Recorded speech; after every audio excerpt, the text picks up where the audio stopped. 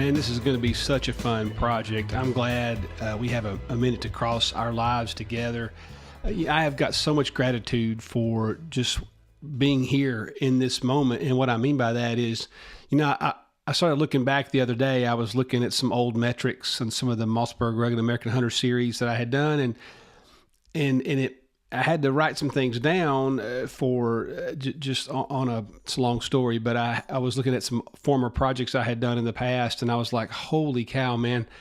I would have had no idea when my daddy first took me hunting when I was a little boy that I would get to meet all the people I've gotten to meet and go the places I've gotten to go and be a part, sometimes a small part and sometimes maybe a little bit bigger part of different projects that share the gospel with hunters over the last several decades. And gosh, it's kind of humbling, man. And but in that, you learn a lot, you see a lot. I have had an intense privilege of getting to speak at men's events and retreats and wild game dinners across the country, and you get to observe a lot of things. And so I just wanted to reflect on some of that and really try to help, I think, help us reach more hunters, So here's how I got my start. You probably don't know much about me, but I got my start in actually writing. I started writing in the hunting industry. I think I tell a story somewhere in this journey about how I got started doing that. It's kind of funny. I'll let you encounter that here in a minute. But as I got into writing a little bit, I was young in ministry. I was in my mid-20s, and I began serving a church, and we actually hosted a wild game dinner. I wanted to do that. You started hearing about wild game dinners starting to come back, and I wanted to try to reach some hunters. My church was in an area with a ton of hunters, and so we did that, and so all of the things that I did in the outdoor industry really came a lot later. But I got involved doing men's ministry really right out of the gate in my early ministry career. And I learned a lot from, ministering to men.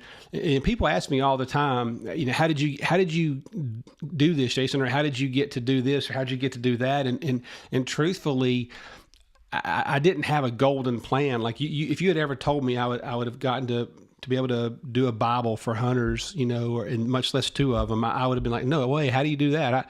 I didn't start out with that kind of plan. I just didn't. I really do believe when it comes to ministry, you can build the plane while you fly it.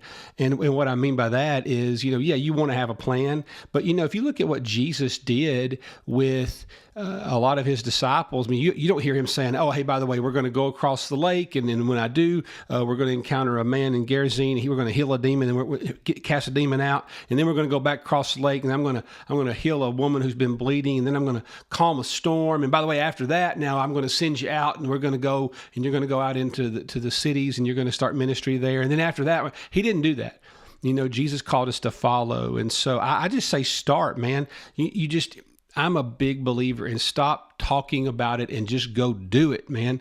And so I got my start after I had, written some things and, done some things in the speaking world. I just wanted to help churches get inside the mind of a hunter.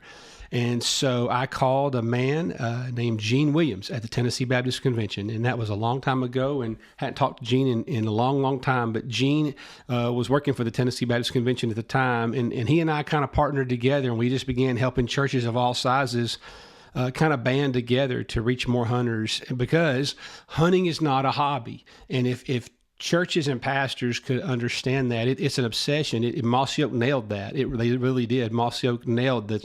It's not a passion. It's an obsession. It is not a hobby. It's something that comes from deep in their bones. And if churches could see that there are all these missionaries that are just in the making, waiting, I really believe there'll be an access to a whole new world that pastors don't have access to. Pastors don't have, I've pastored several churches, and as a general rule, a pastor doesn't have access to the duck blind. He doesn't have access to the deer camp. He doesn't have access to ice fishing and things that people do and, the bass fishing club and whatever. But hunters do, and they're stepping into worlds that most churches don't really have, an entryway. So that is my heart behind it. So it's a beautiful day here. I got my duck dog Stella laying over there in the corner, and I'm just going to walk you through some things I've seen over my life, and hopefully it'll help you, craft some better ministry decisions and better ministry outcomes for what you're doing. So right out of the gate, let's talk about working with your pastor. Chances are your pastor's not a hunter. In fact, I've met very few pastors in my life that I would consider an actual hunter. And what I mean by that is not some dude that has, shot a shotgun somewhere. It's amazing how men are, they don't want to admit, oh yeah, I've run a chainsaw, or oh yeah, I know I've done that. We just don't want to lose face. But truthfully, most pastors are not hunters. And every now and then some are. They may have gone squirrel hunting, but that doesn't mean they are a guy that knows the difference between, mossy oak, shadowgrass habitat and, bottomland timber versus real tree, AP green or whatever patterns out there right now. So, just know that. But let's talk about working with your pastor. I would say, and by the way, while I'm on that topic, there is a free ebook at jasoncruz.com that is called Pastoring Hunters. If you click on I think it's under the tools, it may be under the tools or the resource section, but if you go to my website, you can get that. And it costs you nothing, and churches and state conventions and denominations have sent that out over the years and in different shapes and forms. But right now it's in a PDF, and it's just there. It's simple. He can read it in 15 minutes at the most, maybe less. But it's some insights into the world of hunters. And so but start with your pastor. Always start there, because for one thing, he knows where the landmines are within your church, if you're doing this through a church. And so that's going to help a lot. I would say be prepared to find a way to have to fund this on your own. I mean, you're going to have to bootstrap it. Now, sadly, one of the biggest heartbreaks that I've had in my lifetime is watching churches have very little funding for men. And this is what I don't get, right? The statistics show, I actually did my doctoral research on reaching hunters. So I actually have a D-Min in leadership, a doctorate of ministry in leadership, but my dissertation was on reaching hunters. And I had to do a monumental amount of research, as you could imagine. But it's fascinating how few churches have any budget at all for men's ministry. But here's what drives me crazy. Okay, so if you look at the numbers, if we're going to honestly be so metric driven, well, here's the fascinating reality of that research. If you reach a woman, let's start with children. If you may know this statistic, but if you don't, here it is. If you reach a kid for Christ, if somehow your church reaches a child for Christ, you have an 8% chance of getting that family into Christ by going through the kid, because they were the front door. If you reach a woman for Christ, you have roughly a 15% chance of reaching the whole family through that woman. So 8% for kids, 15% for women. Do you want to know what the return is if you reach the man for Christ? 92%. You have a 92% chance of reaching the family if you reach the man. And it seems like every time I go speak at a men's conference or a wild game dinner, you'll hear somebody say, we know that if you reach the man, you reach the family. Okay, you know what? That's true. But here's what is equally true. Nobody's paying attention to that, and they're not funding it that way. Churches, I think it is honestly an abomination that there's not a men's ministry budget in every church. If we know, let me ask you, if you went up to a venture capitalist right now, just pick somebody in your community that's a venture capitalist, and you went up there and you said, hey, I've got an investment strategy. I've actually got 3 investment strategies. One has a track record. If you invest your money, you get an 8% return on investment. That's actually pretty good. The other, you have a 15% return on investment based on the track record. The other one, you have a 92% chance of return on investment. That's the typical track record. Which one are they going to pick? I mean, it's moronic to even have to ask the question. So even still, I'm just telling you, you're going to be up against a mountain of trying to get some money. And so, that's going to work different for every church, but you're going to have to find a way to get some money behind this thing in your own way. Just be ready for that, right? And the other thing I would say on just the front end, be ready for some resistance. And as you put your leadership team together, and let me tell you what I mean by that. It's almost universally true, I would say. I've never been in a church where there wasn't some level of resistance to, or getting the stink eye for, well, why are we just targeting men? And it just makes, I've gotten to where I don't even address it. You know why? Women are awesome when it comes to, women are so much better than men when it comes to finding what we might call biblical community. Women will find each other. They will gather. They will meet one another. Men don't do that. Men are loners and isolated. And so churches are pretty much, if it wasn't for women, man, we wouldn't have a lot of churches because women do a lot of the work. And so churches put a lot of their money on students and kids and women. But if you're just going to, there is tons of stuff in most churches for women and a ton of stuff for kids and students, but there's rarely much of anything at all for men. And so it's a non-starter for me. If people don't get it, they don't get it. Just keep going. Just be ready to say, hey, we have a lot of stuff for women and kids and students, but we have to have reaching men. And so move on. But just be ready for that. Okay. All right. Next segment, we're going to get into what it means to be event-driven and how that works.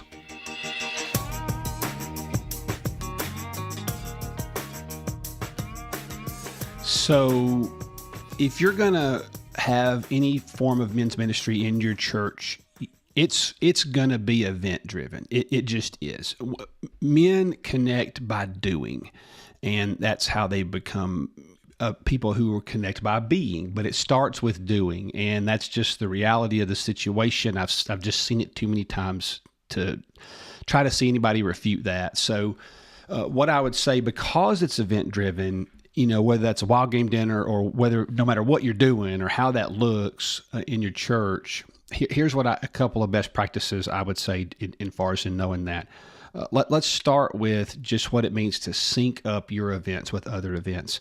I would say the number one thing that I see as a speaker and even as a consultant at times over the years is, and I've done that for churches, more than once, and come in and just help them look at their leadership strategies and reaching men. But I would say churches tend to plan events that are outliers. They just have a wild game dinner, or they have a big, clay shoot, but they don't really connect the dots to how that could lead to other things. And so what I would say is, if, because you are going to have events, what I would say is, make sure that you have something coming behind that event. And it doesn't have to be a big something, but have a way to do that beyond your follow-up. The next segment, we're going to talk about follow-up. But before we do that, let's talk about syncing up your current event with something else. Let me give you a good illustration of that. So several years ago, I was speaking at this church in Virginia, and they had a pretty big wild game dinner. And so I was, asked to come speak at it, so I did, and so they, at the time, I had just produced this 6-part DVD series for Zondervan called Close Encounters, and it's Bible study. It was one of the coolest projects I've ever gotten to do, and had a lot of, Will Primos was on there, and I had Tim. I think Tim Harold was on there with me with the bear hunt. I can't remember all the guys we had. I've done a lot of those, and so it's kind of runs together. But I know it was some really great hunts. And what we did is the idea was you could put the DVD player, have it, it's like every small group class had one of those. And so you'd put it in there and you'd watch it. And I walked you through, it was actually just a Bible study, and so guys were doing it at their duck clubs, guys were doing it at their hunting clubs, and in their front, one particular group had, I know, before archery season, they would do a segment of, they would shoot their bow from like 5:30 to 6:30 in August. And then have, a few guys, and then they would go inside to a guy's den and they would go through close encounters. Man, I remember that one particular church, I think it grew, and, they had probably end up, 15, 20 dudes shooting their bows. And so I'm going to return to some more of those things that are going to be free at jasoncruz.com. So you're going to be able to have some more of those events or some of those resources in the future, the short future. But so by the time you're hearing this, it may already be on my website, but that's coming in the next few months. But here's my point. The Virginia church, what they did is they had, at that particular church, they had a lot of factories around their church, manufacturing facilities. And so they said, our particular town, I thought this was genius by their pastor. He said, our particular town, we kind of move with the shifts. We have, the morning shift, the midday, the second shift, and the third shift. And he said, so what we're going to do is we're going to offer close encounters on, in the evenings, after work, but we're also going to offer it at noon to catch people coming off the first shift or coming off that midnight shift. I forgot how they did it, but it seemed like noon, middle of the day, was a good spot to catch that second wave. And man, when I spoke at that wild game dinner, they talked about, hey, we're going to have close encounters if you love to hunt. And so they had a lot of non-believers at it. And so they offered close encounters as an intentional follow-up. And they talked about it at the actual event. And it was starting 2 weeks later.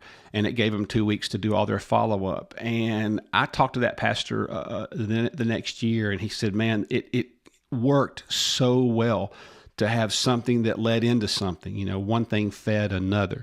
So I would just say, when it comes to your events, there are two critical components that we often do not do. One is we do not have a plan of how to get those guys back that we're reaching for Christ. Number two, we don't follow up well at all. Churches, I don't care if it's kids events, student events, women's dinners, I don't care what it is. Churches are notorious for just not doing well when it comes to follow up. So let's talk about that.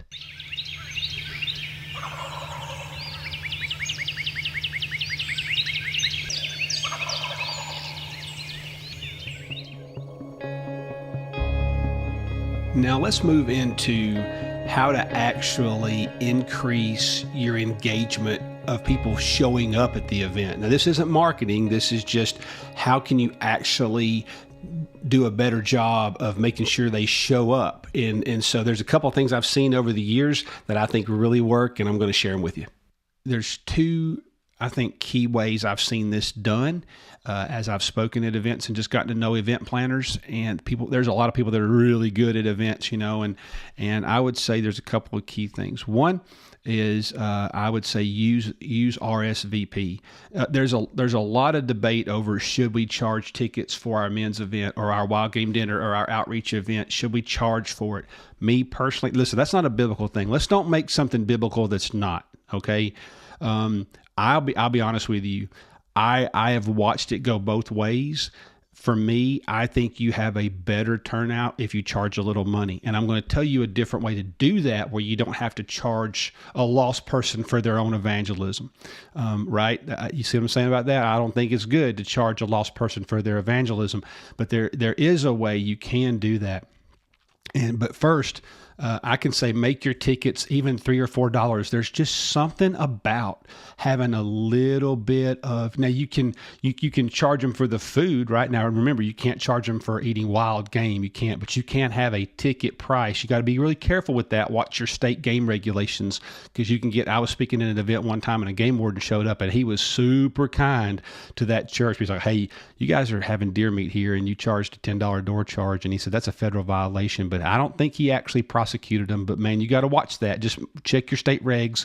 You can do a donation or whatever, but just watch that. Nonetheless, What I would say to you is having an RSVP system really is easy, and you can do that online, and that just lets you know. Because the last thing you want to have happen is 500 dudes show up and you've got 400 food for 472 people. You do not want to run out of food. By the way, I'll tell you what I've seen churches do that can cover you on that is have you about 15 to 20 pounds of pulled pork sitting over in the refrigerator, that if you notice you had a big turnout and the guys just show up unannounced, which does happen, you can always bring out some hog and warm it up real quick and have some barbecue sandwiches and some chips and get by.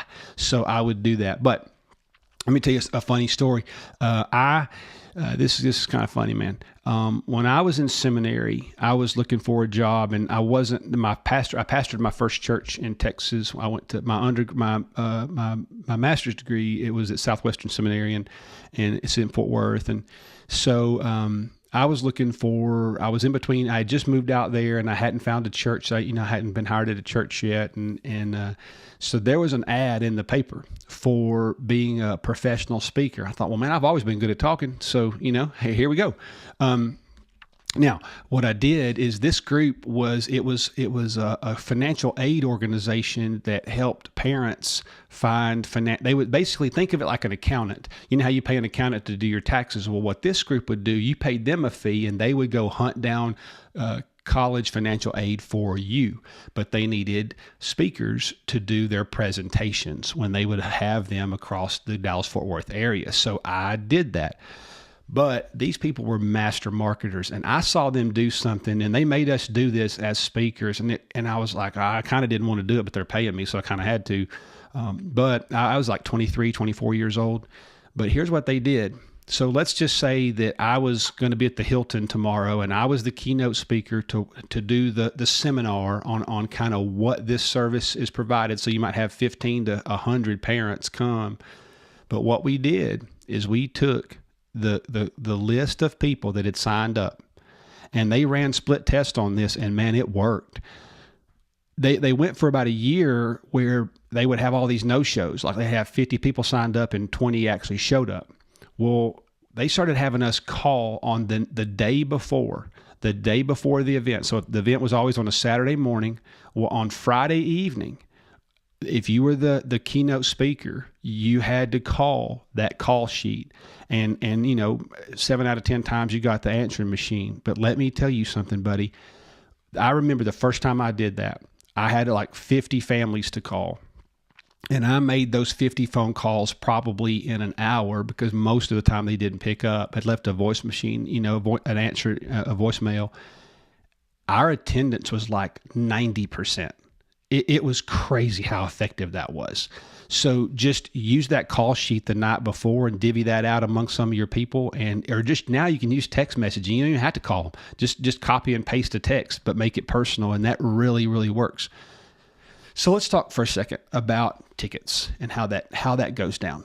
So what I would say about tickets is, here's the most effective ways and I've seen many churches do it like this, but what I would say is, if you want to have a ticket, here's what you do.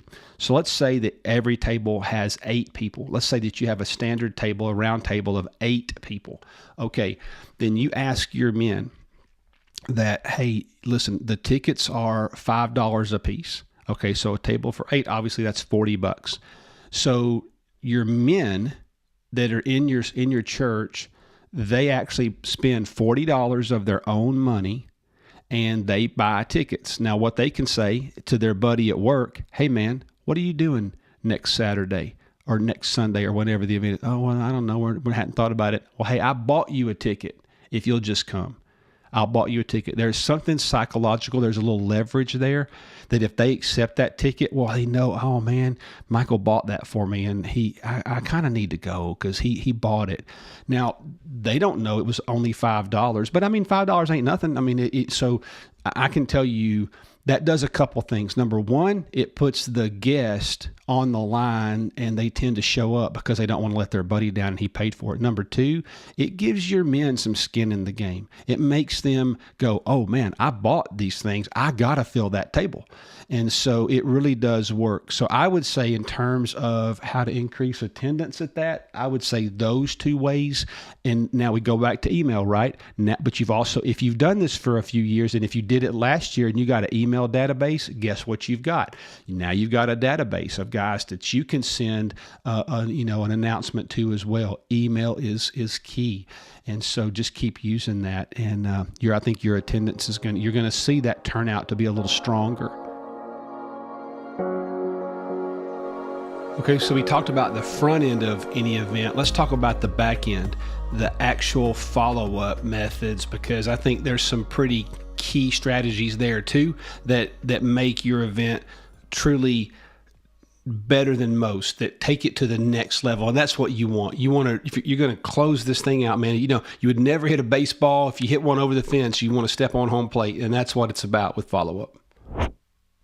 I think the most effective way I've ever seen follow-up done has to do with churches that have a follow-up team who aren't involved in the event planning. If you're the event planner, if you've been on the immediate team planning something like any men's outreach event, you're exhausted. I mean, you've been working 6 months to a year.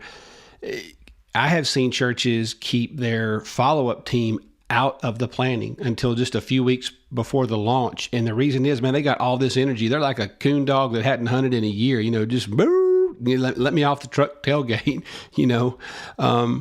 But I would say if you have a follow-up team and their only responsibility is they're not involved in any of the leadership planning, it is literally just they're knock it out, man. You're at the end of the thing, and that's where the real stuff really starts. So I would say it like this. There's a couple of key ways you can do that.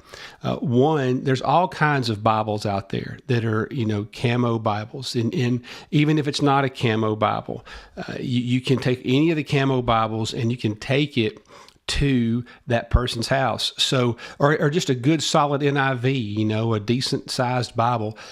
So if a guy named Mike came with one of your church members named Robert, man, you on the follow-up team, y'all get in your truck, just run by his house and drop that off one evening, and don't don't go in. I would say don't even go in the house, no matter what he says, unless he just presses it, but just take him a Bible, take him something like that to keep up with him. And there again, having a follow-up sequence event is a really big deal too. And so having those kind of things work and having those things planned out well, having a team that's all they're thinking about, it'll go so far. One more thing I would say is the power of that email address. Getting their email address lets you put them on your other event, blast and things like that. So I think just a strategic effort to make follow up and have a fresh team to do it is the key.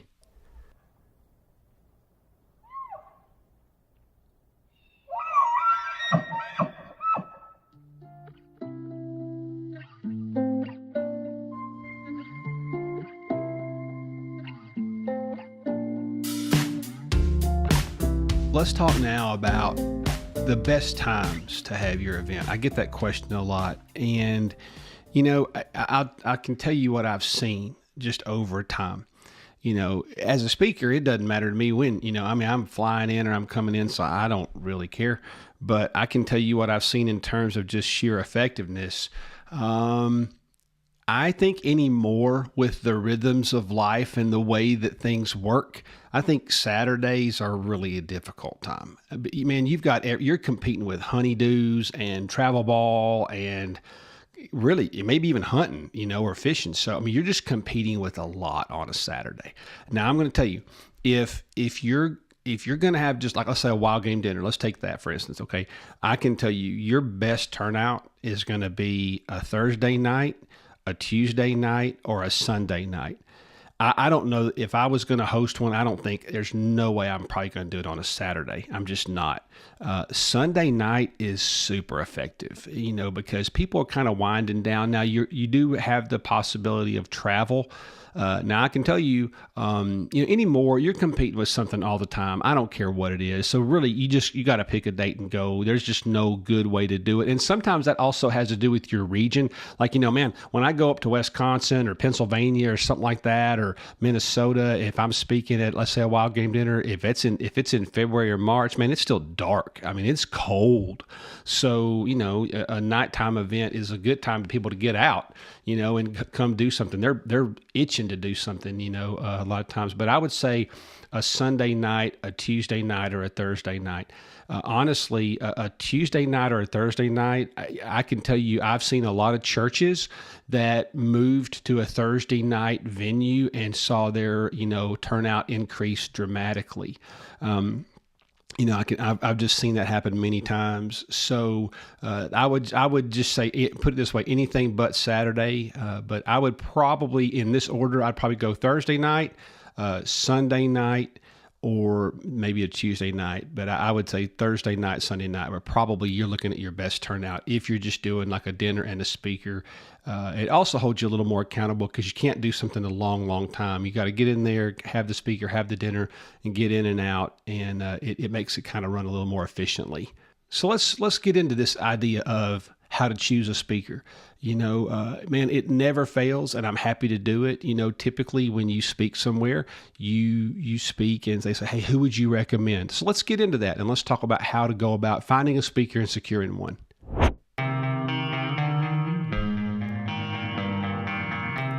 I mean, let's face it, a good speaker can make an event way better, and a bad one can make it way worse. You do want to find a good one, and I'll tell you, one of the great ways to do that is ask the guy that's speaking.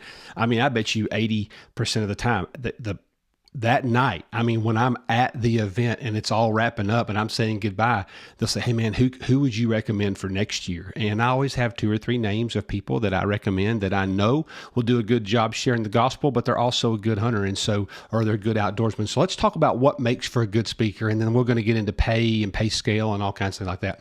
The first thing I would say is understand that you've got to have the right kind of speaker, because you just cannot have somebody if it's a football coach, or you're getting like a Dabo Swinney, let's say, or somebody like that. Well, then everybody knows he's not a hunter, or maybe he might hunt a little. But I see a lot of churches make that mistake. They call it a night for outdoorsmen, and they can tell. Listen, it's a dead giveaway if a guy knows how to hunt and if he's actually a hunter. Let's flip it for a second. Just because a guy is an outdoor industry personality, that doesn't mean they are going to do a good job sharing the gospel. They're a Christian, but they don't know how to share the gospel well. And, or maybe they just bring it up. I've seen this happen a lot. People bring in somebody and they're like, oh man, this guy's got a hunting show or a YouTube channel or whatever, or he's a game call maker and he happens to be a Christian. Or you'll see churches will do this a lot. Oh, we'll get old Gary, he's the next county over. He's a good taxidermist. He loves the Lord. He's a good old boy, but he's not a speaker. Listen, if you're going to spend the money and the time and you're doing all this work that leads up to that moment, you need somebody that can actually deliver the goods.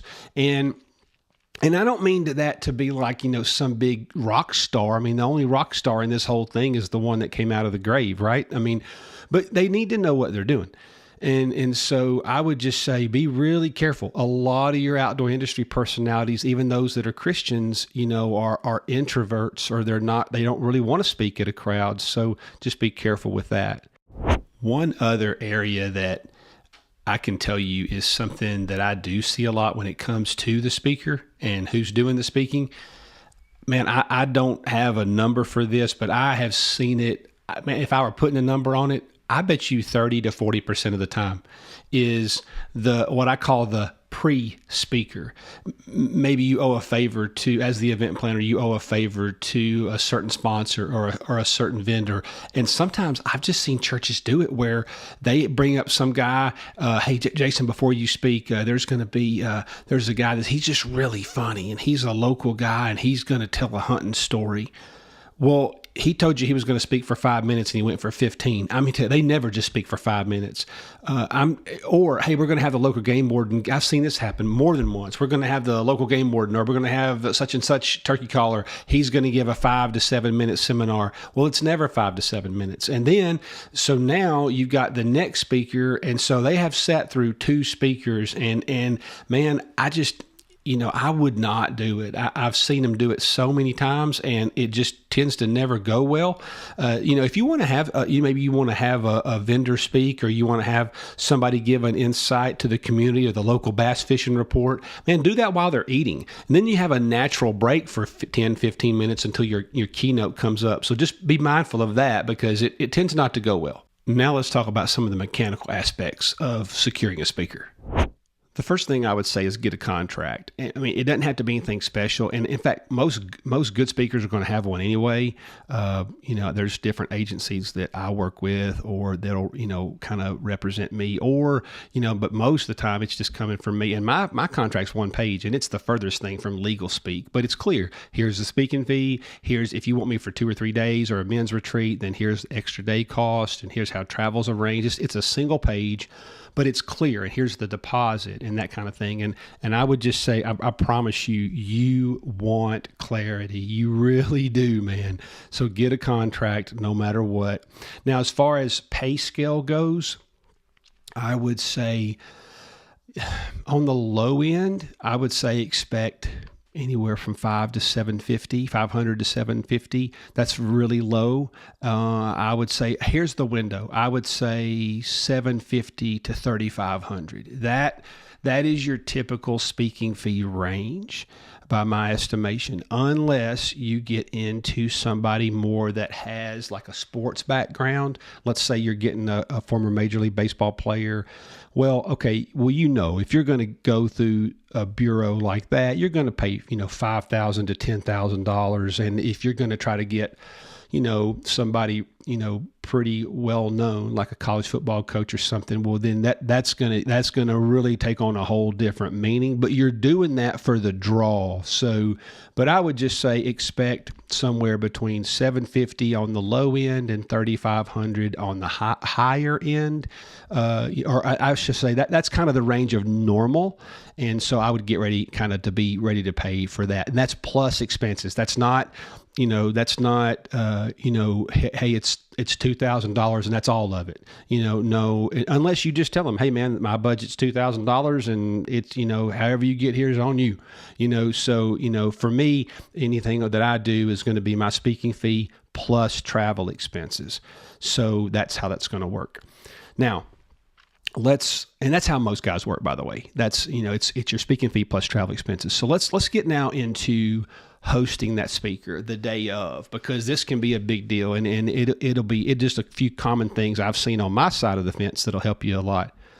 Number one, I would say make sure he has a handler, as that's often referred to, somebody that has just, the day that person's on site, you need somebody that kind of just somebody assigned to your speaker. And that person's responsible for things like, hey man, let me show you where to go. Let me show you where, where your table is.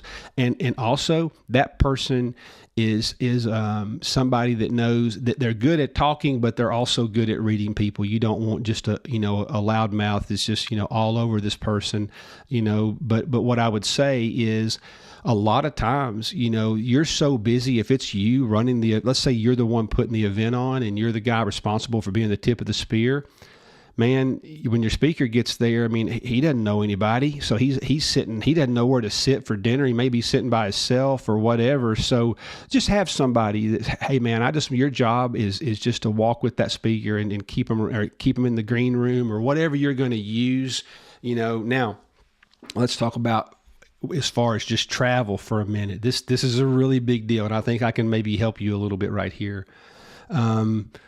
I've done it all kinds of ways, and for the early years, if you wanted to come pick me up at the airport, that was fine. But I'm going to just tell you something. You are better off. I promise you tenfold. Trust me on this. Let the speaker arrange their own travel, and here's why.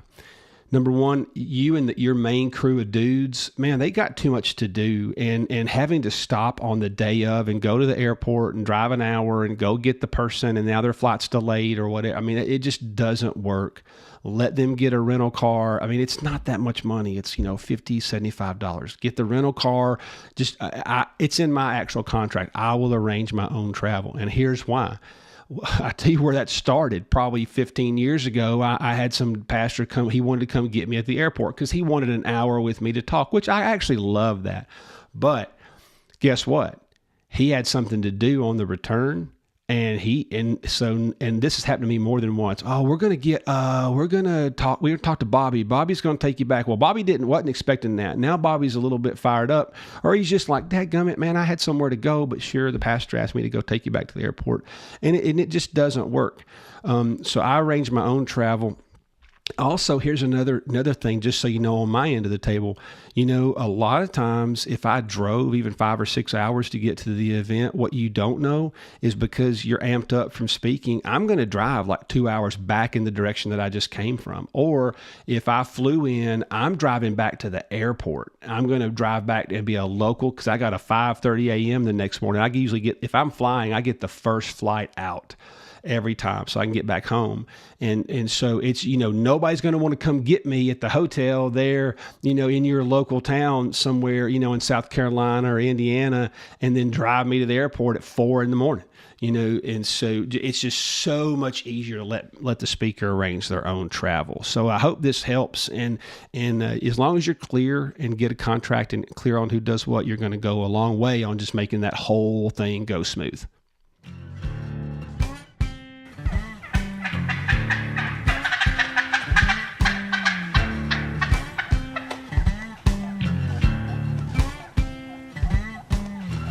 Let's get into something that I think is going to be hopefully very insightful for you.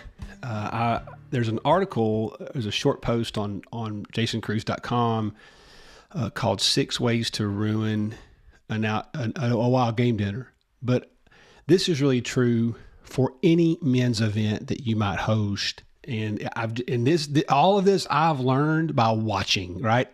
I'm the guy that you brought in to speak, and I'm just telling you, I've watched it too many times, and I've seen some what I would just call recurring bad habits. And let's get into those just to keep you from making those. And listen, man, you've probably made some of these, and don't beat yourself up. I mean, it's part of it. But here we go. Just learn to, we want to get better, right? So. Here's one of the first truths here's the first problem: taking way too long to give away gifts. Man, I will tell you, you want to talk about a vibe killer and a wrecker. You can be having this is what Peyton Manning would call. He called certain people on the defense. Peyton Manning called him a game wrecker. I mean, this guy can ruin your game. Well, taking too long to give away gifts can ruin the night. I've seen it so many times. I cannot tell you the number of times I've gotten done speaking and watched and sat there for an hour while they gave away gifts. There is just no reason for that. No call for that. No reason for that, man. It's so easy to get around this. Number one, I think one of the reasons that happens is churches give away too many gifts. And that, hey, I get why you're doing that. You want everybody to win something. Hey, man, a guy doesn't need a pair of, some hand warmers. I mean, like literally, hot hands or something, man, come on. I would use my money more wisely, give away fewer gifts and maybe nicer gifts. But here's the simple way to get around taking too long to give away gifts. Give gifts away all night long. It's so easy. So once the guys get going and they're eating, while they're eating, have somebody go up to the microphone, draw out a ticket. Hey, ticket number, whatever, you've won this.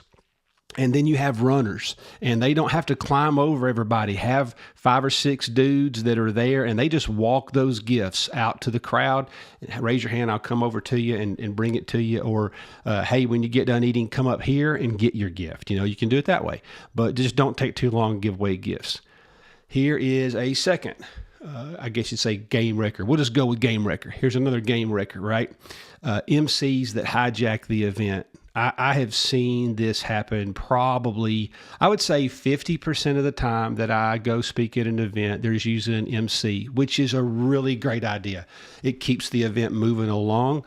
But if you've ever been to a charity banquet or anything where there's a true MC, man, there's a real art to that. And they're funny, or maybe they're just good with crowds. But they also, here's what a good MC knows. You know what a good MC knows? They are not the speaker. That's what a good MC knows. They're not the speaker.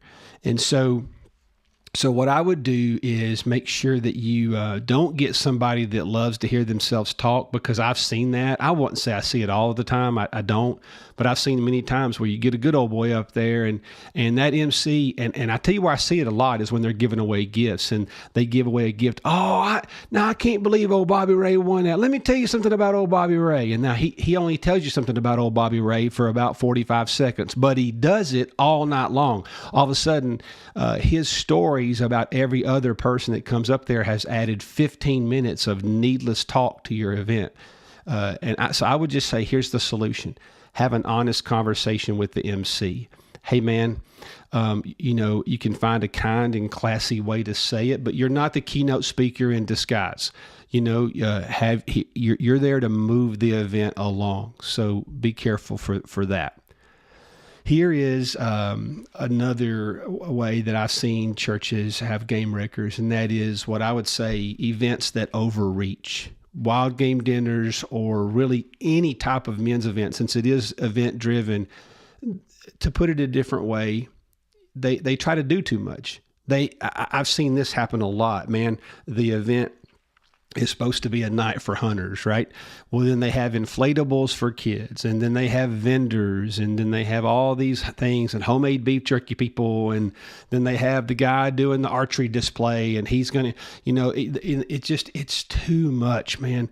Remember what you're there to do. What is the purpose of a wild game dinner? Share the gospel with hunters, right? Get them in there and share the gospel with hunters. Well, then let it be that, right? Let it be that.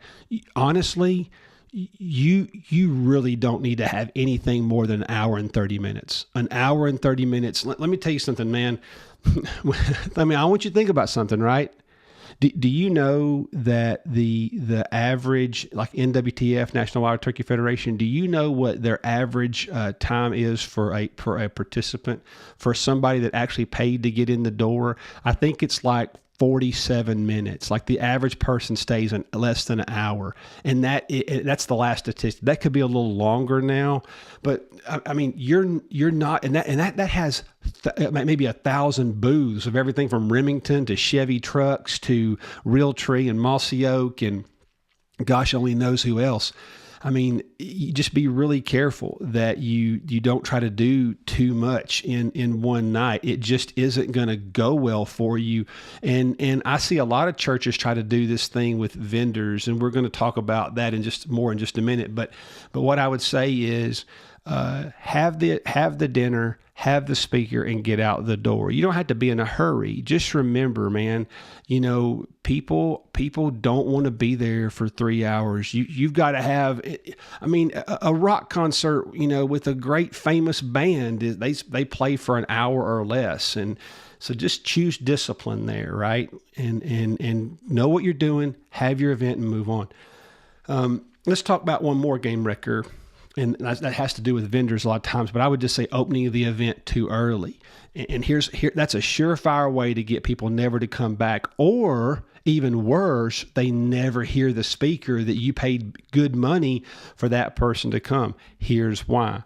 If you tell people the doors open at 5, that's when they're going to show up. That's just human nature. That is simple human nature. And I have seen churches so many times open their doors at 5 and, we've got vendors. Well, what you had was maybe 10 to 15 booths of the local Quail Unlimited chapter, the local guy that makes beef jerky, the local knife collector.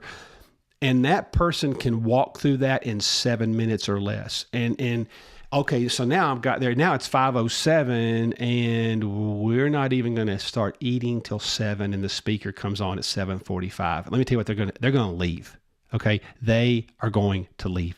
You did all this work. You actually got the lost person, the people that don't know Jesus. You got them to your church, man. And 3 hours later, you're just finally settling into a speaker. I can promise you, man, they're not going to do it. They're just not going to do that. So I would be really careful. And if you are going to, I do see a lot of churches go down this vendor idea. They think it's going to be a way to attract people, and it kind of is, but understand something. Think about a flea market. Do you stop at every single booth? When you go to a trade show, do you stop and spend 10 minutes at every single booth? No, you don't. You walk past them, and you may stop and look at 7 or 8. Well, if you've only got 10 or 15 booths, they're not, 90% of the stuff that person isn't even interested in. So just be really careful that if you do have vendors, fine.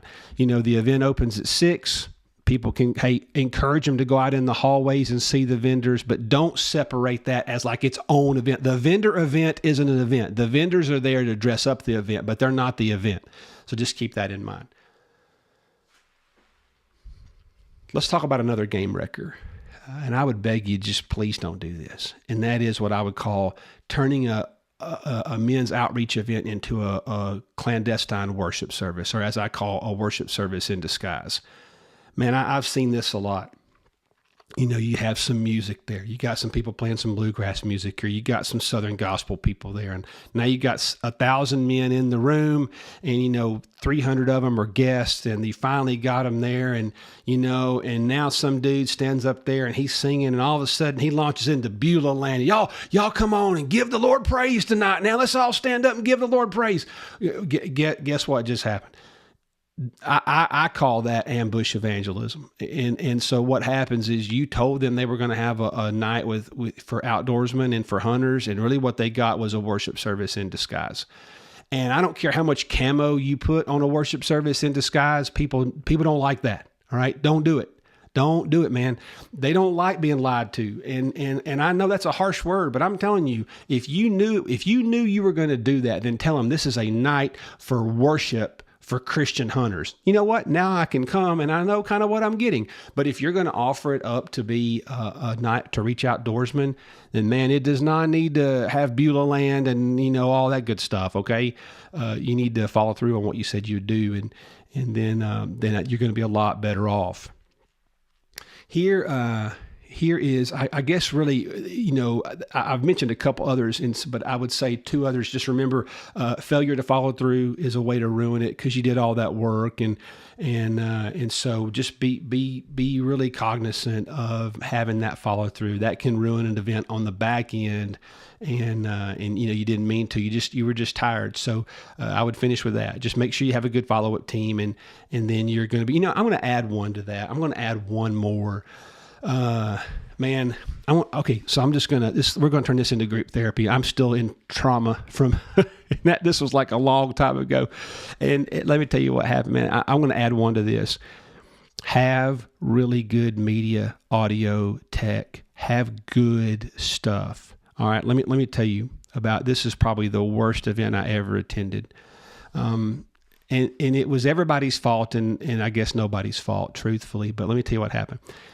So a few pastors did something I thought was really cool. I wish all pastors would do this. These pastors went in together. They were all at different churches and they went in together. And they said, why don't we all have wild game dinners? Why don't we just go in together? And if we're going to share the gospel, let's do it. Let's do it. We have a better budget. It was so smart. There's a lot to learn from those 3 guys that did that. Well, they combined their budget. Well, all of a sudden they called me like a month out and they said, hey, Jason, we're having to move the event venue because this thing went from like 500 people to, we're going to have like 1,500 people. And there's only one place in the whole county to do it. And it's at the Ag Center. I'm like, man, this is awesome. So I travel down there. It's in a different state. And I get down there and they are in a rodeo arena. I'm talking about straight up Lane Frost rodeo arena, dude. And I'm like, holy cow. And they had packed that sucker out. But here's where it went bad. They literally did not want to spend the money to hire a sound crew.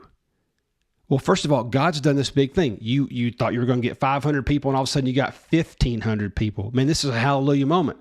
Well, you need to find a sound crew to come from the closest big city that knows how to put up sound. Because let me tell you what they did. They put a microphone in my hand, and I was on the rodeo arena PA system. And you know what it was like? It was just like this. Hello, hello, hello. I'm Jason, Cruz. Good to see you. Hope you're here tonight. Good night. I mean, it.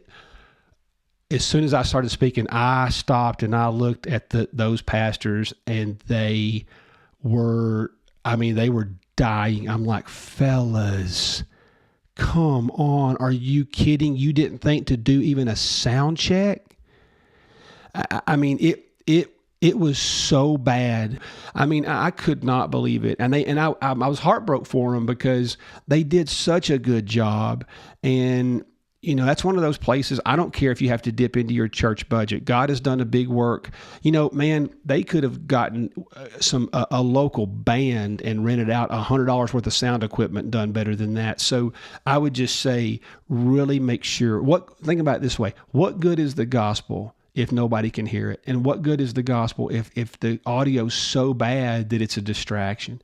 So just pay the money and do it right. So those are a couple of key ways I would say that, you know, you can really ruin an event. So let's move now. Let's finish this thing out with what I would just call one of the best practices I've seen on how to have a consistent men's ministry. And we're going to wrap it up with this.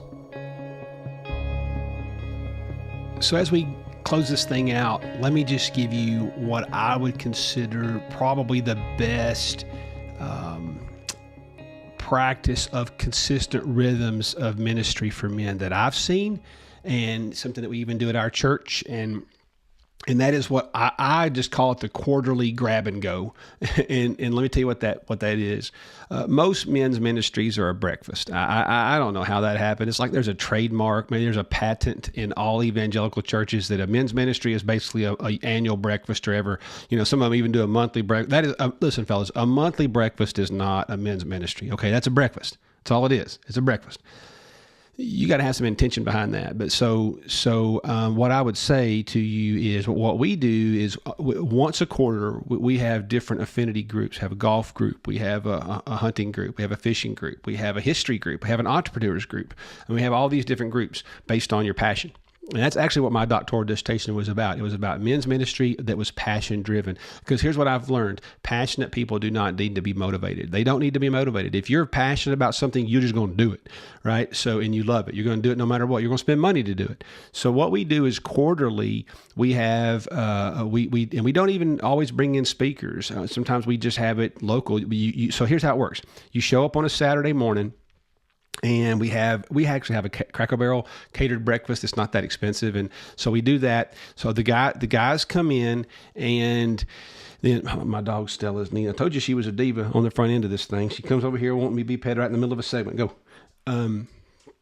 So the guys come in, they get a breakfast, and for about 30 minutes they talk. Sometimes we've had some country music singers. We have some songwriters in our church. That's gone over real good. They'll do like 3 or 4 country songs that they're writing, and that kind of adds a really cool flair to it.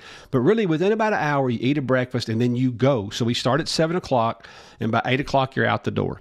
And what you do is you go do your thing with your dudes. So let's say it's a hunting group. You're going to go to the sporting clays, or maybe you're going to go to the pistol range. Or I've even seen some churches. That one church I know did something really cool. They had a doe day at the end of the deer season in our state, where you can kill does a lot anyway. And so what they did is you go on a doe hunt, and then, you got points for how many does you could kill. In our state, it's 3 a day, and they would give away really nice Bass Pro gift cards, but they would come back to the event that night. So what I'm saying is, you put a date on the calendar and you do something quarterly. That's that was a big swing for the fence, but you don't have to be that big of a fence swinger. You can literally just have your event, send out your guys. And so what you did was you get them all together. They're all together. They get to see one another, 50, 60, 75 dudes. And then all of a sudden, they're going out, playing golf, doing their thing, but they get to put a date on the calendar. So you started on the front end of the day, and they don't come back. We don't, no, when they're done, they're done. But that quarterly grab and go, they grab some food and then they go do their thing with their respective, dudes. I mean, man, that really has worked well, and I've seen that work well. So that would be what I would say is probably your best model. So think about it. If you do the quarterly grab and go and an annual wild game dinner, man, you got 4 to 5 solid events with follow-up that really give you a pretty healthy men's ministry there, man. It can really take off on itself. So I would encourage you to use that model. God has called men to be the leaders of the home and of the church. And fellas, I want you to know I'm so proud of you. If you're listening to this, you have a heart for men. And I would just say, please go step on the gas, do it more. Or maybe it's been sluggish at your church. Don't quit, man. Don't quit. If you reach the man, you do reach the family. And I'm just begging you, please keep staying in the fight. Just stay in the fight and do what you're doing. It is making more of a difference. Sometimes if you go back and look at what Jesus did with the parable of the sower, sometimes we sow and sometimes we reap. What did Paul say? I planted, Apollos watered, but God gave the increase. When it comes to sharing the gospel, there's sowers and there's harvesters, and that's a natural rhythm in and of itself. And then there's actually even cultivators that cultivate in between planting and harvest. So it takes everybody to sow and sometimes to cultivate and sometimes to harvest. So just stay in it, man. It's doing a lot more than you realize it's doing.